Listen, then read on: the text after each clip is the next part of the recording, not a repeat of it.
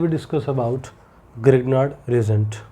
ये जो Grignard reagent है हमारे पास, ये बेसिकली बिलोंग करता है ऑर्गेनिक केमिस्ट्री से, और उसमें भी जहाँ कार्बन कार्बन बॉन्ड फॉर्मेशन की बात आती है, कार्बन कार्बन बॉन्ड सिंथेसिस की बात आती है, वहाँ हम ग्रिग्नार्ड रिएजेंट को याद करते हैं। बेसिकली ये कार्बन कार्बन बॉन्ड सिंथेसिस में काम आता है ग्रिग्नार्ड रिएजेंट, बिकॉज इसमें क्या है, हमारे पास जो ग्रिग्नार्ड रिएजेंट है वो एक ऑर्गेनो मेटेलिक कंपाउंड होता है। ग्रिग्नार्ड रिएजेंट एक ऑर्गेनोमेटेलिक कंपाउंड है बिकॉज इसके अंदर मेटल एंड कार्बन की बॉन्ड देखने को मिलती है। ये हमारे पास कोई भी आर ग्रुप जिसके अंदर हमारे पास कार्बन होगा, और ये जो मैग्नीशियम है ये हमारा क्या हो गया, मेटल, जो कि पीरियोडिक टेबल जब हम देखेंगे जो मैग्नीशियम है बेसिकली सेकंड ग्रुप का एलिमेंट है alkaline earth metals. And here carbon और मेटल के बीच में आर और मैग्नीशियम के बीच में एक बॉन्ड प्रेजेंट है।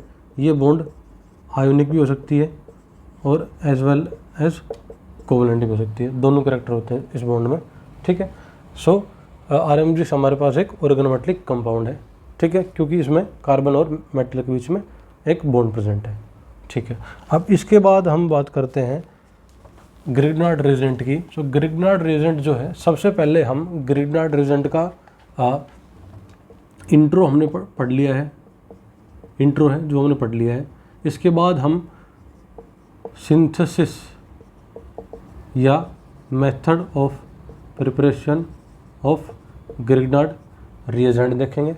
उसके बाद में आप ये बोल लीजिएगा प्रॉपर्टीज़ या रिएक्शंस जो कि ग्रिग्नार्ड रिएजेंट शो करता है। ठीक है, एंड एट लास्ट हम बात करेंगे कुछ क्वेश्चंस की जो कि जेई या नीट में हमारे पास देखने को मिलते हैं। ठीक है, सो अब हम बात कर लेते हैं सिंथेसिस। इंट्रो हमने पढ़ लिया है कि एक RMG ग्रिग्नार्ड रिएजेंट हमारे पास, मैं लिख देता हूँ आपके पास में, journal form of Grignard reagent that is RMGX। ठीक है, और मैंने बता दिया है जो R और कार्बन और मेटल की बॉन्ड इसमें प्रेजेंट है, इसलिए एक ऑर्गेनोमेटेलिक कंपाउंड है। और ये जो बॉन्ड है कार्बन की और मेटल की, ये वाली, ये आयनिक भी हो सकती है और कोवलेंट भी हो सकती है। ठीक है, अब बात कर लेते हैं सेकंड जो हमारे पास होगा, सिंथेसिस ऑफ ग्रिग्नार्ड रिएजेंट। ठीक है, देखिएगा ग्रिग्नार्ड रिएजेंट को बनाने के लिए हमारे पास हमें क्या लेना होगा, रिएक्टेंट साइड में लेना होगा एल्काइल हैलाइड, एंड जो हमारा मीडियम होगा उसमें हम क्या लेंगे, मैग्नीशियम। मैग्नीशियम की टर्निंग्स यूज होती है यहाँ, ठीक है, वो सॉलिड फॉर्म में होती है, with dry ether. Dry ether ही क्यों लिया उसके लिए मैं आपको बताऊंगा क्यों ही वो सॉल्वेंट लिया गया है। And after that there is formation of Grignard reagent. देखिएगा कैसे होगा, हमने एक जर्नल कोई भी एल्काइल हैलाइड ले लिया है, उसके ऊपर हम डाल लेंगे magnesium in presence of dry ether. ठीक है, and there is formation of RMGX and that is our Grignard reagent. Alkyl halide है, इसके अंदर कार्बन और हेलोजन की X क्या है, X कोई भी क्या है अपने पास हेलोजन है, इसके अंदर कार्बन हेलोजन की बॉन्ड है। और मैग्नीशियम की मतलब मेटल की प्रॉपर्टी होती है कि वो कार्बन हेलोजन की बॉन्ड के बीच में इंसर्ट हो जाता है, और यहाँ पे देखो इंसर्ट हो गया और ग्रिग्नार्ड रिएजेंट की फॉर्मेशन हो गई है। देखो ड्राई ईथर हमने एज ए सॉल्वेंट क्यों लिया है, सबसे पहला फैक्टर जो है वो ये है कि ये सॉल्वेशन शो करता है। सॉल्वेशन की प्रॉपर्टी, किसका सॉल्वेशन करेगा, ग्रिग्नार्ड रिएजेंट का। देखिएगा कैसे करेगा, ये हमारे पास क्या है, हमारा Grignard reagent del negative del positive del negative. ठीक है, एंड अब ये हमारे पास जो ईथर है, डाईइथाइल ईथर मैंने फॉर एग्जांपल ले लिया है, इसने क्या शो कर रखा है यहाँ, ये क्या बॉन्ड्स क्या दिखा रही है, दिखा रखी है कि यहाँ जो हमारा ग्रिग्नार्ड रिएजेंट है उसका सॉल्वेशन हो रहा है, और सॉल्वेशन कौन कर रहा है? Dry ether. सो पहला काम तो ये होगा सॉल्वेशन के लिए, ठीक है। दूसरा काम क्या होगा, अगर जो हमारा मैग्नीशियम है, अगर ये ऑक्सीजन की प्रेजेंस में, ऑक्सीजन की अगर यहाँ मतलब कि अमाउंट कुछ आ जाए तो वो चेंज हो जाता है मैग्नीशियम ऑक्साइड में, जो कि रिएक्शन के लिए फेवरेबल नहीं है। इसलिए हम ड्राई ईथर को यूज करते हैं in synthesis of, during the synthesis of Grignard reagent, ठीक है। अब ड्राई ईथर्स जो है हमारे पास में, वो भी दो टाइप के हो सकते हैं, साइक्लिक भी हो सकते हैं और एसाइक्लिक भी हो सकते हैं। बेसिकली ग्रिग्नार्ड रिएजेंट की जो हमारे साथ मेथड प्रिपरेशन है ग्रिग्नार्ड रिएजेंट की, उसमें हम बेसिकली साइक्लिक एनहाइड्राइड यूज करते हैं, एसाइक्लिक एनहाइड्राइड यूज नहीं करेंगे, क्योंकि वो जो एसाइक्लिक जो एनहाइड्राइड होते हैं वो कम रिएक्टिव होते हैं साइक्लिक से, क्योंकि साइक्लिक में तो एक साइक्लिक रिंग बनेगी जो कि अनस्टेबल होगी, ठीक है।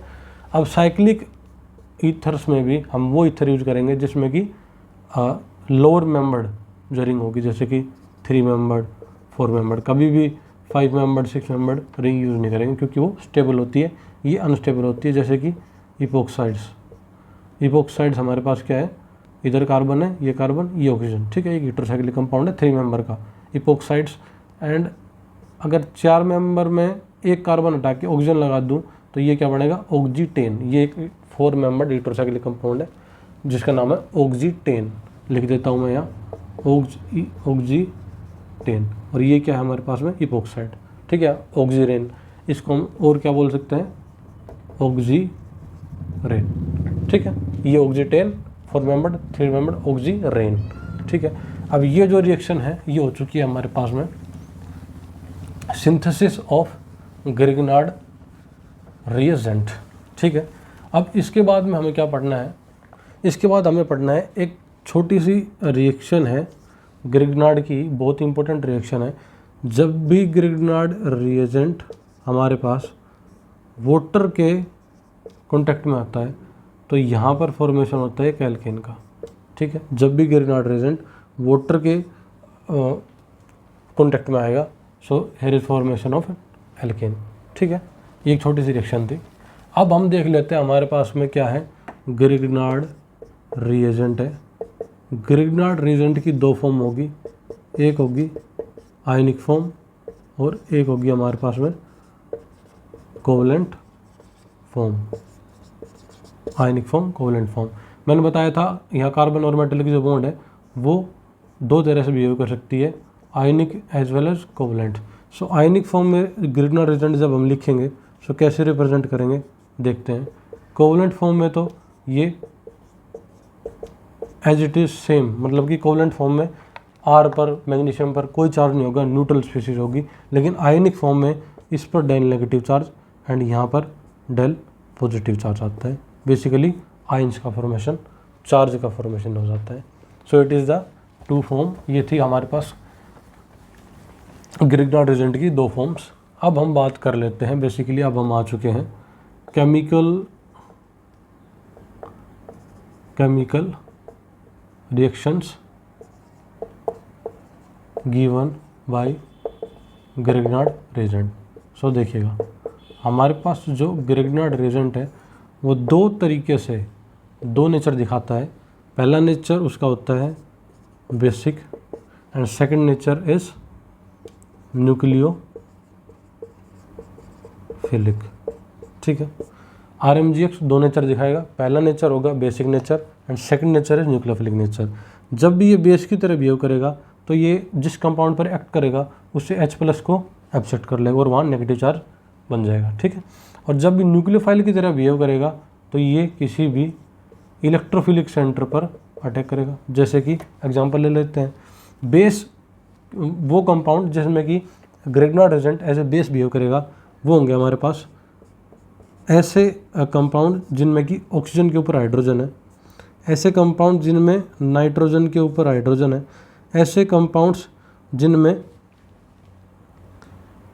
कोई भी एक एल्काइन हमारे पास में और उससे हाइड्रोजन जुड़ा हुआ है, और कोई भी ऐसे कंपाउंड हमारे पास में जैसे कि नाइट्रो एल्केन्स। इसमें क्या है? NO2 ग्रुप है। NO2 ग्रुप क्या है? -M ग्रुप है।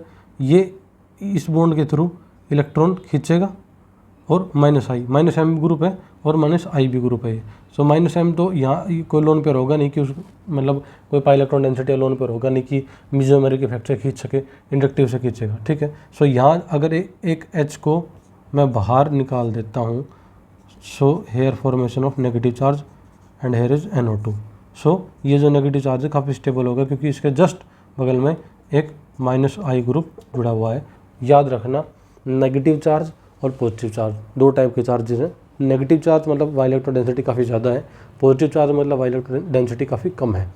सो जब भी आप पॉजिटिव चार्ज की तरफ इलेक्ट्रॉन डेंसिटी देंगे तो वो स्टेबिलिटी की तरफ जाएगा, ठीक है। और जब भी आप नेगेटिव चार्ज को अगर इलेक्ट्रॉन डेंसिटी देंगे तो वो अनस्टेबल हो जाएगा, क्योंकि जिसके पास हम इलेक्ट्रॉन्स को पैसों से मतलब दोनों के इक्वल मान लेते हैं, इलेक्ट्रॉन और पैसे मनी दोनों को इक्वल मान ले, तो जिस आदमी के पास बहुत सारे पैसे हैं उसको देने से क्या फ़ायदा है। अब जिसके पास जो कोई भी पुअर पीपल है जैसे भी है, अगर आप उसको पैसे देते हैं तो खाना खाएगा जो भी है, मतलब एक तरीके से स्टेबल कंफर्ट की तरफ जाएगा। सो पॉजिटिव चार्ज की तरफ इलेक्ट्रॉन डेंसिटी देंगे तो वो स्टेबिलिटी की तरफ जाएगा, न्यूट्रलिटी की तरफ जाएगा। लेकिन नेगेटिव चार्ज को अगर कभी भी हम इलेक्ट्रॉन डेंसिटी दे देते हैं तो वो अनस्टेबिलिटी की तरफ जाता है, ठीक है। ये जो कंपाउंड है, आप देखो मैंने क्या बताया था, RMgx जब भी बेस की तरह बिहेव करेगा तो वो कंपाउंड से H+ को क्या कर लेगा, बाहर निकाल लेगा। क्या निकाल लेगा, बाहर निकाल लेगा हीटोलिटिकली। और ये जो OH के बॉन्ड है O के ऊपर चल जाएंगे, O नेगेटिव क्रिएट हो जाएगा, यहाँ N नेगेटिव, यहाँ C के ऊपर नेगेटिव। ये जो कार्बन है ये sp हाइब्रिडाइज्ड कार्बन है, और sp हाइब्रिडाइज्ड कार्बन मतलब ट्रिपली बॉन्डेड जो कार्बन होते हैं वो sp हाइब्रिडाइज्ड कार्बन होते हैं। और sp हाइब्रिडाइज्ड कार्बन की इलेक्ट्रोनेगेटिविटी बहुत ज़्यादा होती है क्योंकि परसेंटेज s करैक्टर काफ़ी ज़्यादा होता है। सो यहाँ जो नेगेटिव बनेगा इस कार्बन पर वो काफ़ी स्टेबलाइज होगा।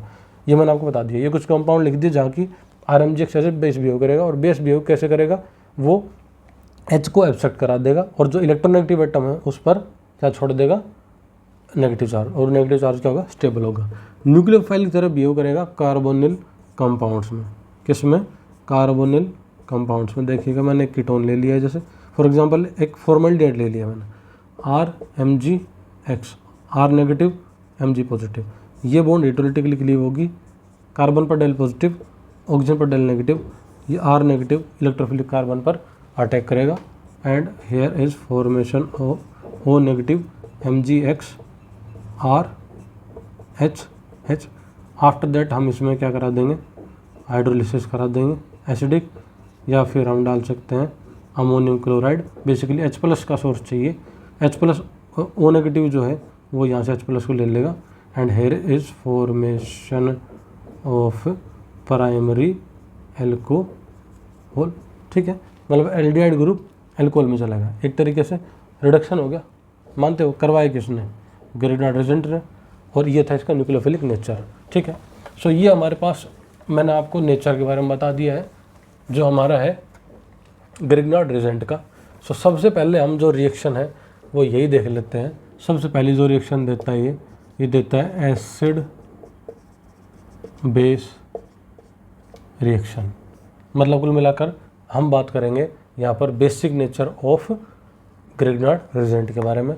मैं आपको एक ट्रिक बता देता हूँ कौन कौन से कंपाउंड हैं जिनमें कि Grignard reagent as a base behave करेगा, और इसी को ही बोलते हैं एसिड बेस रिएक्शन ना कहकर इसको हम ये बोल देंगे कि जेरी विटनॉफ्स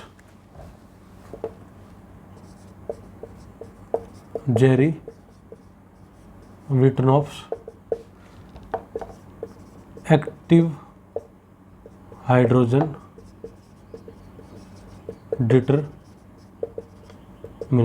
ये हमारे पास में कंसेप्ट होता है एसिडिक हाइड्रोजन, कितने एसिडिक हाइड्रोजन हुए कंपाउंड में, तो ये है जेरी विटनॉफ्स एक्टिव या एसिडिक हाइड्रोजन डिटरमिनेशन कि एक कंपाउंड में कितने एसिडिक हाइड्रोजन है वो हम पता लगा सकते हैं। जैसे कि कंपाउंड में आपको बताता हूँ, ये ट्रिक है छोटा सा, आप यहाँ पर नोट कर लीजिएगा। ये ट्रिक है NaCO NQS एंड HX, ठीक है। ये आप अदर था, ठीक है। N से जो होगा वो हमारे पास होगा नाइट्रो एल्केन। A से हमारे पास जो होगा वो होगा एक्टिव मिथिलीन कंपाउंड। C से हमारे पास क्या होगा, टर्मिनल एल्काइन। ओ से वो कंपाउंड जिनमें ओ के ऊपर H प्रेजेंट है। N से वो कंपाउंड जिनमें N के ऊपर H प्रेजेंट है, नाइट्रोजन के ऊपर H प्रेजेंट है, ये होंगे क्वासी एरोमेटिक कंपाउंड्स। एंड वो कंपाउंड जिनमें सल्फर के ऊपर एसिडिक हाइड्रोजन प्रेजेंट है, और ये हो जाएंगे हमारे पास हाइड्रोजन हैलाइड्स। ठीक है, अब ये बात हुई किसकी, ये बात हुई basic nature of Grignard reagent. और मैंने आपको एग्जांपल बता दिए थे, लेकिन फिर भी मैं एग्जांपल बता देता हूँ आपको। जैसे कि OH है, ठीक है, जैसे कि हमारे पास में NH2 है, ठीक है। ये जो हाइड्रोजन्स हैं इसमें हमारे पास, ये जो हाइड्रोजन्स हैं हमारे पास, ये हाइड्रोजन्स क्या होंगे, एसिडिक होंगे। जब भी हम इनमें अगर RMGX को डालते हैं तो ये डेल नेगेटिव, R पे डेल नेगेटिव, ये इन हाइड्रोजन को क्या करेगा, एब्स्ट्रैक्ट कर लेगा, और यहाँ नेगेटिव चार्ज की फॉर्मेशन हो जाती है। और ये नेगेटिव चार्ज स्टेबल होता है क्योंकि इलेक्ट्रोनेगेटिविटी ऑफ ऑक्सीजन और नाइट्रोजन इज वेरी हाई। ठीक है, ओके। अब ये याद रखना, आपके पास में कोई भी कंपाउंड हो, ऑक्सीजन के ऊपर नाइट्रोजन हो, ऑक्सीजन के ऊपर हाइड्रोजन हो, नाइट्रोजन के ऊपर हाइड्रोजन हो, किसी पर भी हो, आपको एक बार में एक एटम से एक बार में एक ही हाइड्रोजन रिमूव कराना है, क्योंकि एक एटम पर एक ही नेगेटिव चार्ज स्टेबल होगा। लेकिन अगर आपने वहाँ पर एक और हाइड्रोजन है, अगर वो भी रिमूव करा दिया तो 2 नेगेटिव उस एटम पर स्टेबलाइज नहीं होगा। मेरे कहने का मतलब इतना सा है, ये कोई भी एक एटम मान ली इलेक्ट्रोनेगेटिव एटम है, ए कोई भी एक इलेक्ट्रोनेगेटिव एटम है, इससे जुड़े हुए 2 हाइड्रोजन्स हैं, आपने यहाँ RMGX डालना है। सो यहाँ पर डेल नेगेटिव, ये इस H को ले लेगा, ये अपने इलेक्ट्रॉन A पे छोड़ जाएगा, and here is formation of A negative H। तो आप ये नहीं है कि इस हाइड्रोजन को रिमूव करा देंगे, नहीं, ऐसा नहीं होगा। एक एटम पे एक ही नेगेटिव चार्ज स्टेबल होगा।